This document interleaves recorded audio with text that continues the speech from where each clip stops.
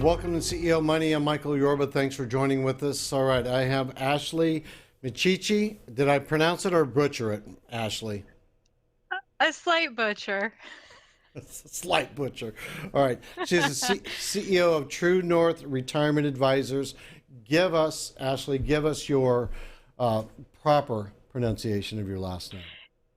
It's Micciche, and Micciche. it's very Italian. Yes, it's actually my married name. My maiden name was Wilson, and no one ever mispronounced that. So it's the cross I have to bear, I guess. That's okay.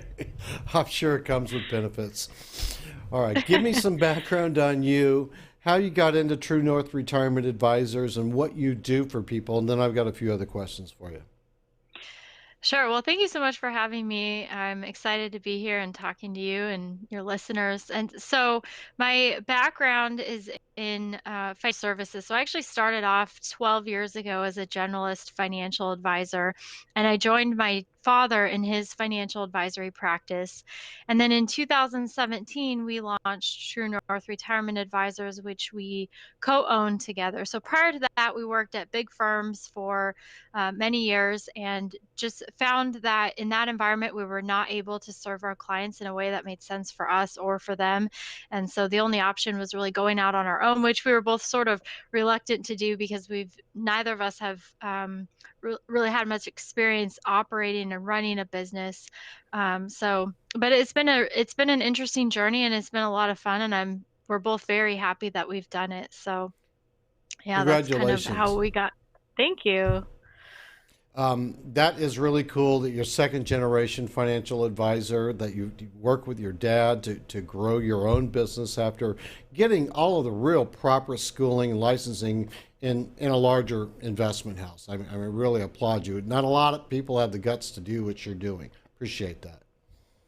Yeah. Well, I not easy, and it's not, entrepreneurship is definitely not something that's for everybody, as I've learned the hard way.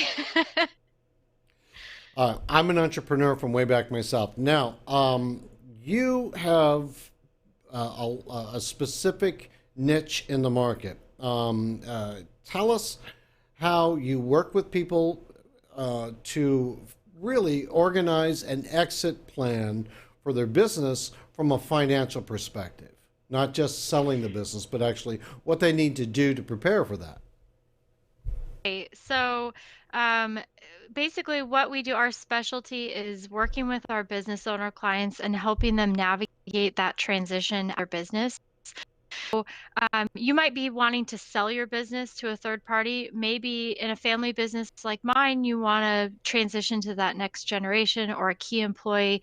And so there are a variety of exit paths that a business owner can take, and it just depends based on what their goals are, what's important to them. And there's a lot of moving parts. And what's interesting about a business exit that I think is different than just regular retirement planning is that most business owners, their entire financial net worth or most of it is tied up in their business.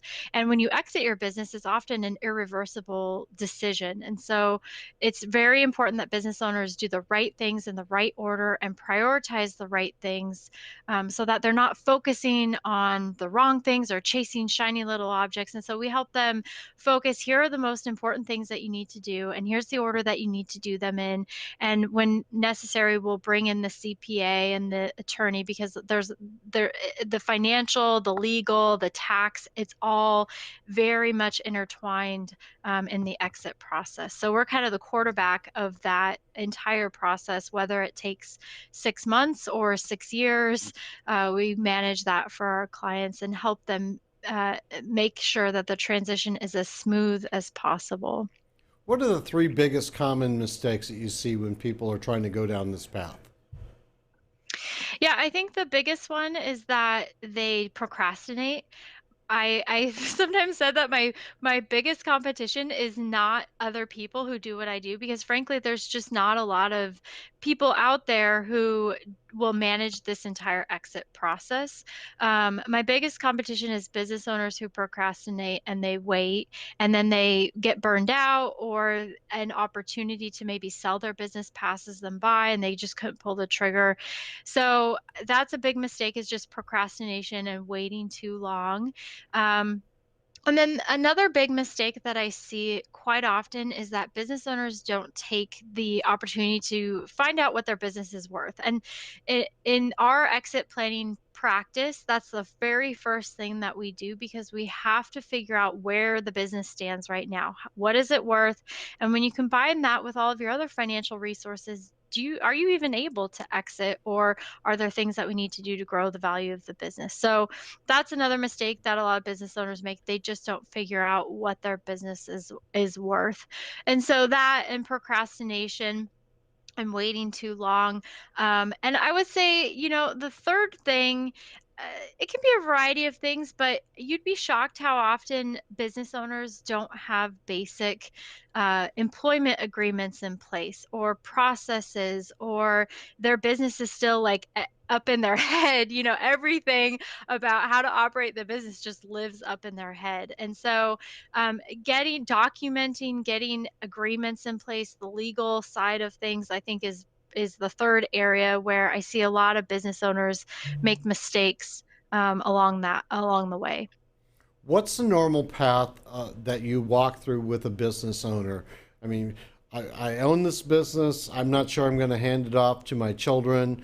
I need to sell it versus I am going to have a legacy business and I am going to hand it off. So there's two different approaches to exiting a business. One, it stays in the family, if you will, and the other, I'm out. So when you Yeah. start to come down to those hard decisions, what's the path that you need to take, and how early should you really be thinking about this exit plan? Well, I always say there's a quote from Stephen Covey that says, begin with the end in mind. And as you're starting your business, and then as you go on, as you bring people on, let's say they're family members, um, business owners, especially if it's a family transition, you want to set that next generation up for success. And you don't want the business to fail under their watch. They don't want the business to fail under their watch. And so, one of the key things, especially in an inside transfer, whether it's to an employee or a family member, is just making sure that we're setting up the next generation for success. There's a lot of people out there who just don't have the personality traits, the skill set to own and operate a business.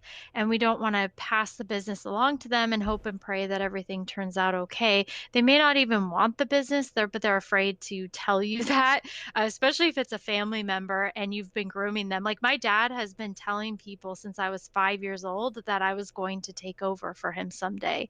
And it turns out that I'm actually okay with that. But for a lot of children, that's a pretty common thing that happens in family businesses. And there's a lot of pressure associated with that. So depending on what the path is, I think it's very clear that business owners, once they kind of know where they stand and know the value of their business, understanding what they want, what that timeline looks like, who is an ideal successor, not who you've necessarily currently identified as a successor, but who is the ideal successor to take over and run this business after you exit. And then the timeline and what that should look like. Because if it's in an inside transfer, and we want to set that person up for success, that's usually going to be a longer time period in grooming that person and training them and making sure that you're sort of gradually stepping back from the business and replacing yourself, versus in a third party transaction, it can happen much, much quicker than that.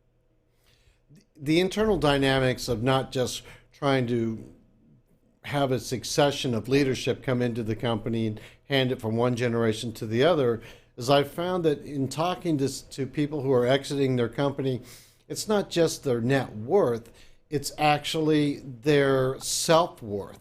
Their whole Yeah. identity is wrapped up in that business, And there's some other dynamics that go on in these transitions that normally they don't hit the balance sheet. You know what I mean? Yes. And I wish had I known that the psychology aspect and the behavioral aspect was such an important part, I probably would have majored in psychology and not finance because it is, you are so right, Michael. It is a absolutely crucial thing. And a lot of times in these conversations, especially initially, a client may say one thing, but you really have to be a good listener and dig a little bit deeper and have the courage to kind of go to places that are maybe uncomfortable to talk about. But it is very true. Like a lot of business owners, especially if they're successful and they've been running their business for a long time, their entire identity, their sense of self-worth is tied up in their business. And so, one of the things that's important, I think, for business owners to do is to, if they gradually back from the business, knowing that someday, 100% of owners exit their business.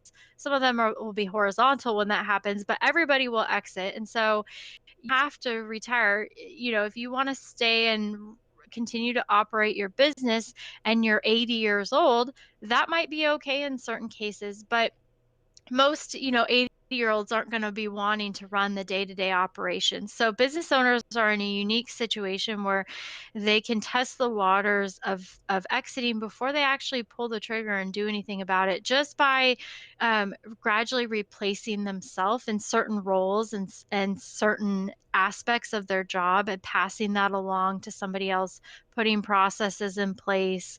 All of those things to kind of gradually replace them will allow business owners to kind of test the waters and see, okay, do I want to continue down this path, or maybe I really don't want to retire and I want to, shift my role in this organization because I don't, what we don't want to do is have an owner that dies suddenly and they've done nothing to plan for their exit, and the business, because the business value will drop substantially if and when that happens. And if you haven't set up your internal team, your employees for that event, a lot of them will just sort of scatter and go find employment elsewhere because of the uncertainty. So we don't want that situation. I've seen that happen with clients, and it's very devastating for the business and the family of the business owner. And we want to that. So it's essential, regardless of what how long you want to work, that you do take steps to gradually replace yourself and start that exit. Some of the things that I think people think about late in this strategy is their whole business is about growing it, creating a good cash flow to provide for themselves, and then the people they become associated with, some of them turn into family members by being employees. But that's a separate focus from creating a higher value for the company in preparation for an exit. How do you work with those dynamics? Do you know what I mean? Yeah. So are you talking, it sounds like you're sort of talking about this mindset shift, which is very No, no, no. common. Purely the Oh, financial side. How do you create a higher net asset value for the company so when an outside buyer wants to buy it, they're looking at a higher value that they're going to get for their money because they're not buying it to buy the peak of the business. They're buying it because they think it can grow further. And so you've got to create a value proposition for the buyers coming in if you're trying to exit that gives mhm. the feeling that there's still more growth here, right? Oh yeah, absolutely. Yeah, and a lot of the financial metrics for any business are going to be attractive, and want to present that to a potential buyer, like, consistent profitability and cash flow, and concentration, or actually lack thereof, concentration of customer base. We don't want three customers where if one of them went away, that would be the end of the business. So there's a lot of factors to consider, both in growing and protecting the value of the business, when it comes to a third party transition. And it also depends on, who that buyer is. It might be, there's a lot of venture capitalists out there. There's a lot of private equity. There's also, maybe it's a competitor down the street or across the country that wants to expand into this territory that you're in. So there's a lot of decisions that need to be made in terms of, okay, how are we going to position this business and what do we want to do to maximize the value for the seller and make it attractive for the buyer? And I think those two things kind of go hand in hand. Now, you're in a unique position because when you're talking about transitions of businesses, you can see upward trends and downward trends about where the economy is going. Because some people, if they get nervous, they want to sell at any cost just so that they don't have to hold all the liability if the economy turns south. And different market Yeah. sectors seem to move in rhythms of their own. You having your finger on the pulse of the economy where you are you seeing a trend in any particular type of industry sector that's more active now than they have been in the past?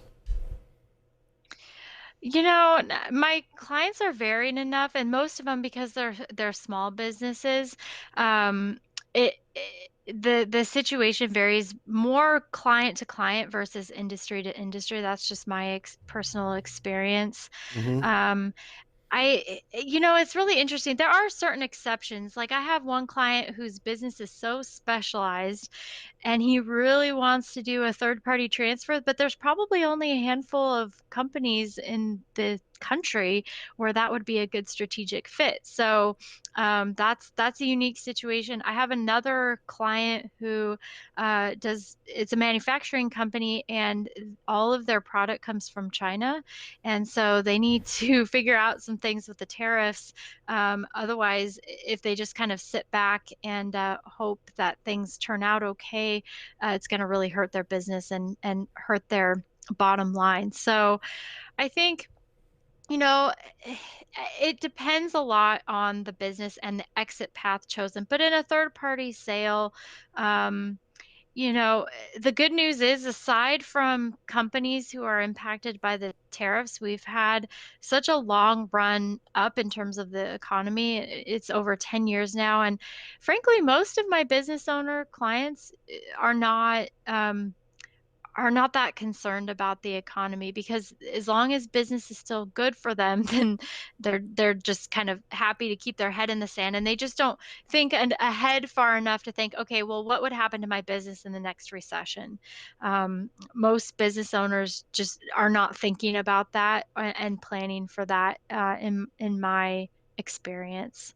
And I wish more of them would, but Give me an idea of the big hard message, because this is a real gut wrenching experience to sell your business and move out. What are some of the real hard gut wrenching experiences that you think people should face if they're going to make this decision and make an exit that they've got to come to terms with before they engage somebody like you? I think that the first and foremost, we've already sort of talked about these, but first and foremost would be getting a good handle on what your business is worth. You really need to understand that, and that's something that we help our clients with. We do it for free as the first step in the exit planning process, just So so you they actually do the can. valuations yourself. Yes, so we do an estimate of value, and most business owners will pay ten to $30,000 for a certified valuation. But all we really need in the very beginning is an estimate of value, and all business owners need to gather are 8 pieces of very basic information: profits, revenue, whether or not they rent or own, accounts payable, accounts receivable. Like these are all basic, high level, easily accessible data points. And then we enter it into the valuation software that we have. And there are over 50 million businesses in the country. So it doesn't matter what industry you're in, what kind of business you have, there's good comparative data. So you can see, here's what my business is worth. And what we found is that in general, even though it's very high level information and we're not digging too deep and going back years and years and pouring through mountains of financial data, it's still very accurate versus what you might pay somebody $10,000 to do. Now, you may need, depending on the type of exit you're doing. You may end up needing a certified valuation at some point, but at least in the beginning stages, we don't need that. We just need to have a good handle on a solid, accurate estimate of value. And that's what we do for our clients as the very first step, because we find that it unleashes the whole rest of the exit planning process. Now I know what my business is worth, and now I know if I can continue down that path or if I need to focus on growing this more before I can exit. So to kind of circle back to your question, I think business owners really need to come to terms with what that timeline looks like for them. Is that realistic? Um, and try to anticipate, like if you're starting to feel like, maybe in 5 to 10 years, but not right now, I'm thinking I want to retire and exit, then you really do start planning at least 5 years out, even 10 years or longer if it's a more complicated inside transition that may take some more time. And the longer you give yourself to plan, the more that you can do it gradually and slowly without taking the focus away on your business and running your business, which is what you want to continue to do. So, and that's kind of where we help clients too, is that we're managing this entire process. They don't need to manage it on their own. And so by doing that, they're able to continue to focus on running their business and making sure that they're not, abandoning that too, because we can't have the business value drop in the last few years because the business owner is so focused on exiting their business. And we don't want that to happen either. Got it. Ashley, you've been a great guest on today's show. Thanks for joining with us. Thank you so much for having me, Michael. It was a pleasure. Mine too. All right, you've been watching CEO Money with Michael Yorba. Thanks for joining with us. Don't forget, download our new app on iOS and Android. We'll talk to you soon.